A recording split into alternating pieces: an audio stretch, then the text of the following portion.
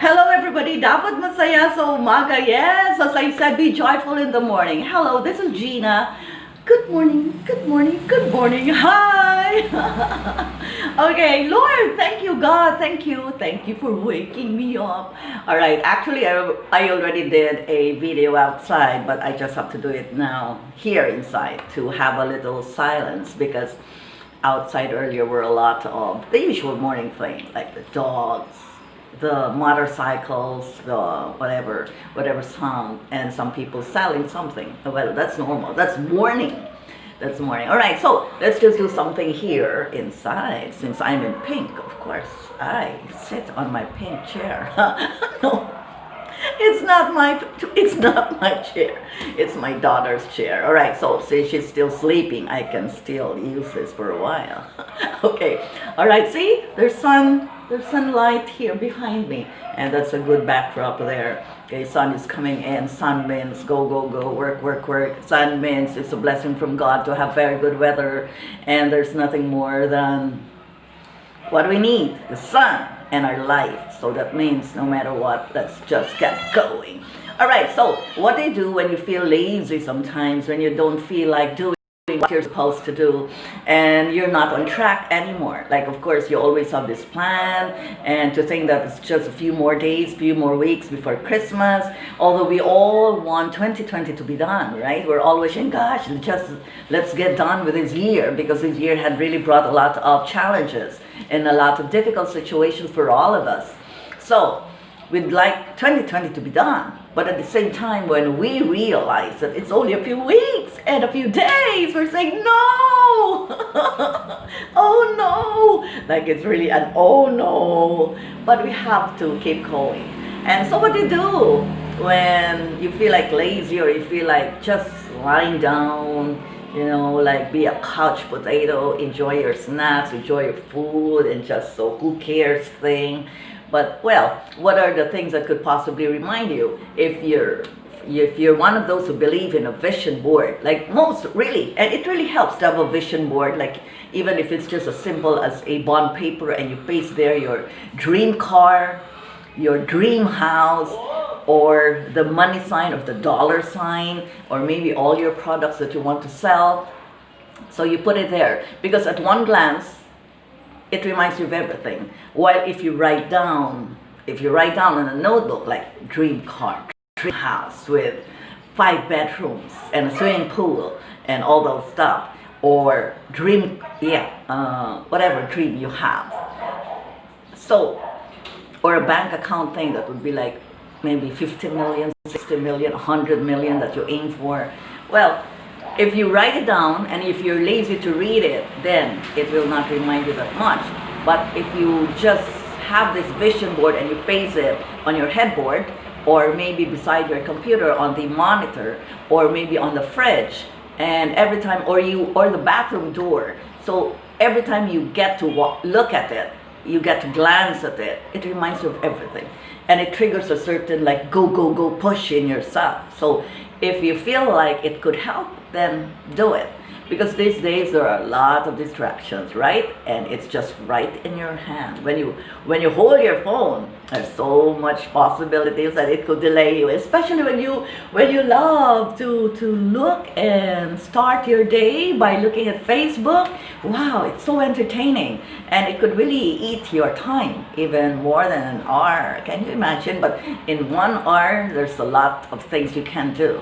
So check it out, how you want to take your time, how you want to inspire yourself, or give that push feeling, because there will really be days you feel like not getting up. There will be days you feel like, oh, so what, I'm tired, or I feel like I don't think I can make it, or I feel like I doubt if I could really have all this, or is it really possible? Like, sometimes you're even the first person to doubt yourself, right? And sometimes you don't even hear any support from anyone, not even from your own friends. Like, they're just so quiet. And mind you, most of the time, some friends just are watching. They're so quiet when you're struggling, but when you are there, oh, here we are. The greetings come, the messages come, right? you, and that's maybe normal. So you're really the first person you have to rely on, and you're the only person you have to rely on first. And of course, with the backup of God, you have to talk to God all the time. Keep talking to Him, because He will be able to reaffirm and reconfirm everything. You may not hear His voice. Well, do you like to hear His voice? I keep talking to Him, but I'm scared to hear His voice. No, no. No. All right. So keep talking to God and create that faith that you and Him can possibly make things possible, because He's the only real one. Yes, He's the only real one who could back you up and who sincerely is after your well-being. Okay, so I was going to say that as simple as a housewife, I'll show you an example of a domestic example, right? There are many housewives who are very well organized, that by 7 a.m. they already have their clothes hanging there. Like they have done laundry, they have done this and that, and they have all this hanging well organized there. All panties, all underwear, all shirts, all pants, it's all there. You can see what they have accomplished by 7 a.m. or even earlier. And for some, by 9:30, they're done with cleaning the house. They're done with preparing for, or cleaning the house, yes. And from market, they already have some new things in the ref. And for some, by 10, they're already, they have already taken a shower. Then they're ready to prepare lunch. And that's why for some, by 11:30, lunch is ready. If anybody wants to take lunch early, it's there on the table. And if anyone is already like in a rush, the meal is ready.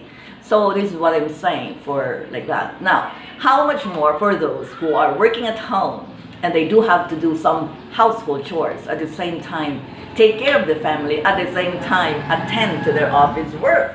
So you've got to really organize yourself, and you've got really to check on your system in the house, because it's so difficult, it's so challenging. If you're attending to someone online and your toddler comes to you, tugging you and pulling you for this and that, or you know that you still have to cook because your little girl is hungry, or your son is hungry, or your husband is on the way to work and you haven't prepared anything yet.